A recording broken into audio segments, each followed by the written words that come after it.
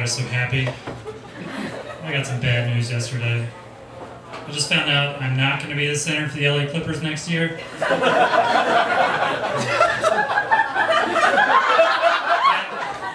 Like, couldn't they have waited like 2 days to announce that he was gone forever? Like, I had all this material, and they just fucking ruined it. Blake Griffin was only going to play half the time, and he was going to be doing bounce passes and layups. How he really liked Chris Paul, because, you know, he owns him, but he fucking hates Cliff Paul, his brother. Like, everybody's using the word, like, outrage and shock. Like, he's an 80-year-old white guy that's rich. Are you really that surprised? Like, he's like that other 80-year-old white guy. Oh no, it's all of them. They're all racist. Every single one of them. And I can say this stuff because, you know, I'm half black. Ladies. It's the financial half.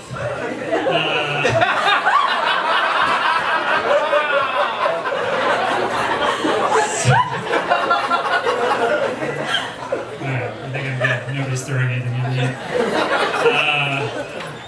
So yeah, since I'm half black, I really like old school rap, which like seems to be getting more recent. Like people are saying Nelly's old school now, and 50 Cent that's old school.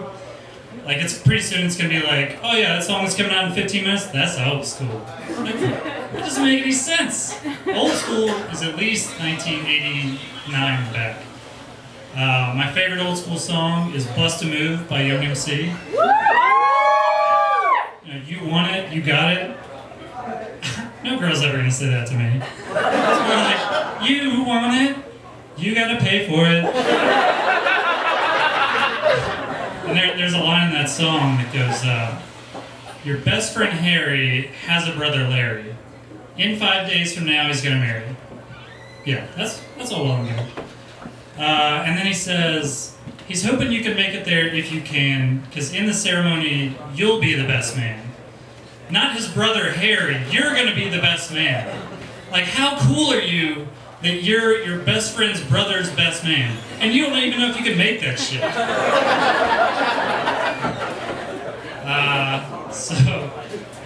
So this is the end of one of my favorite months. It starts out great. It's National Be a Huge Dick to People and say, just kidding day.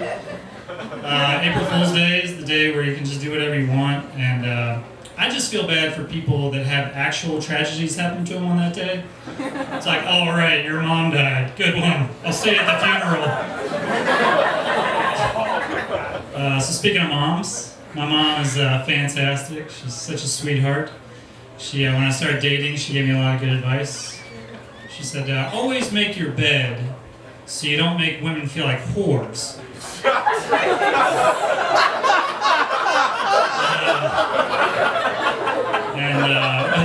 I knew I was going to be a comedian when I told my mother my first joke. I heard it from some of the neighborhood kids, and I thought it was funny. I didn't get it, but I told her, how many times does 1 go into 0? And it's as many times as it wants to. And my mom got like furious. Like I got grounded, and I was like, wow, Mom takes math really serious. So like 3 years later, I won the like multiplication bee, and that's kind of where I peaked. It's all been downhill from there. So yeah, we're doing good.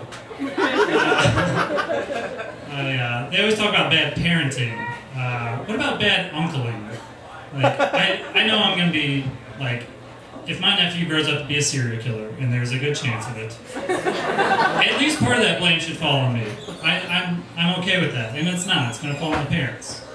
Cause like my nephew, he's 5, and I'm a bartender, so I come home really late at night. And like he gets really scared whenever the door opens and he hears something, and so I sat him down. I was like, look, you know, it's fine. You're gonna be fine. If you hear a sound, you're gonna be fine because the kidnappers will be very quiet. You're not gonna hear them coming.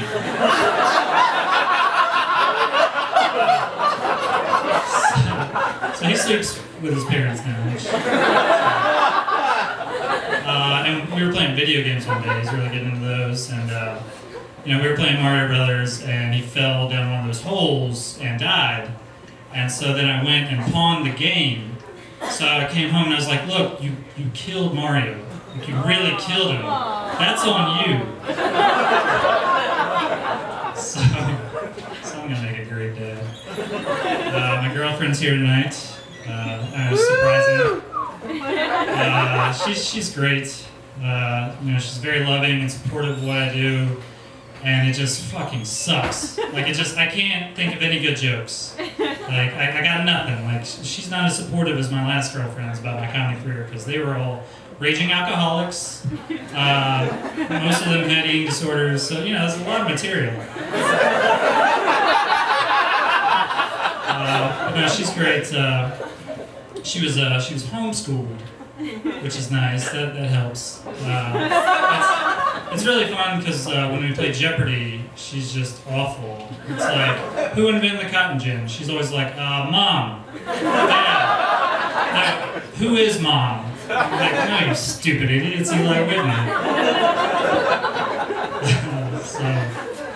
So I've been rocking this kind of shaggy look because, you know, I'm a 31-year-old bartender and comedian. Like, I obviously have to fight the ladies off, so I'm doing this for love. I got this great tan going, I look like I got dressed in the dark, I got a shitty Beatles haircut, and it's all for love.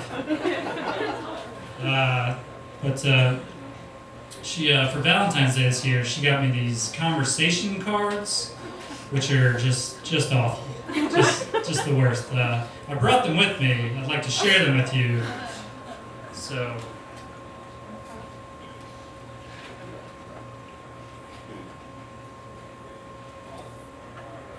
all right. So the first one says, "Where do you want to be in life 10 years from now?"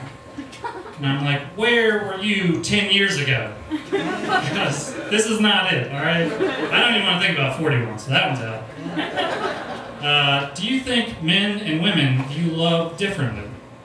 So that one's out.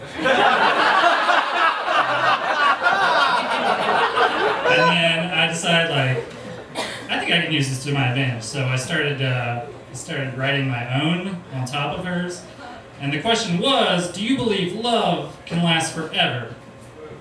And what I wrote was, if I were to go make you a sandwich right now, what kind would it be? That didn't work. And then this one says, what do you like the most about yourself? And I just added the word touching. What do you like the most about touching yourself?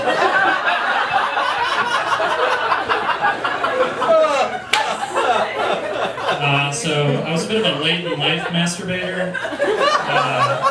I never masturbated before I was with my first girlfriend and had my first sexual experience. She was a preacher's daughter, which was nice because in her bedroom was this picture of Jesus on the cross. And while she's doing the job, he's just like...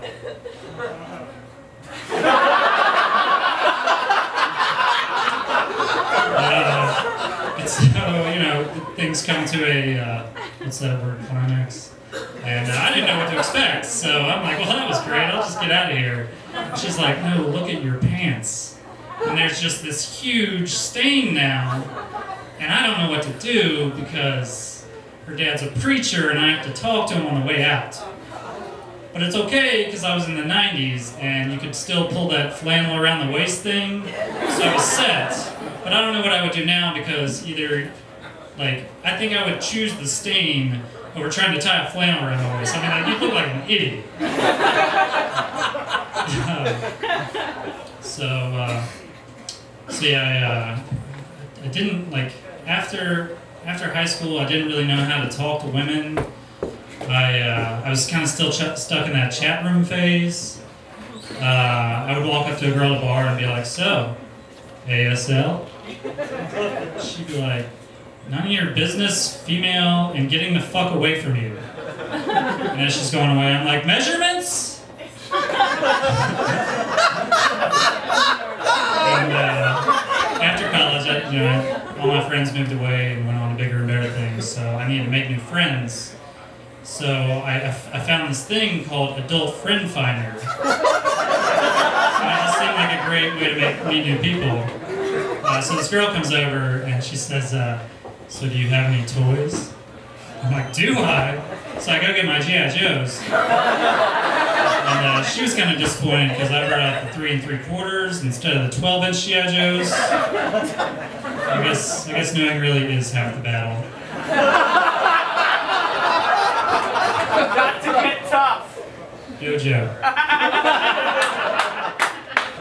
So yeah, and then my last girlfriend, she was just the best for material.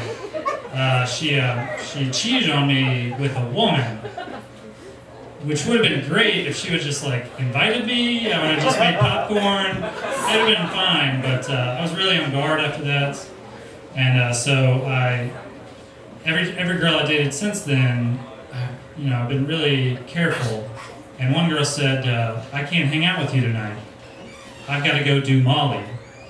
And I was like, "No, fuck that. If you're gonna do Molly, I get to do Molly." So now I'm addicted to drugs, which is cool. And then one night she was at some party and she asked me to come pick her up. I think she got kicked out. She commented on some guy's dick size. I don't know how she knew that. I assume he told her. So I go to find her and I'm like, "Babe, I just need to know some sort of landmark. I need to know how to find you." She's like, "Well, I don't know. Figure it out." I was like, "How? Okay, great. Can you at least tell me like a road sign?" She's like, "Okay, I see one. This is very important. What does the sign say?" "Stop." So eventually I went and found her, but not before I went home and unmade my bed.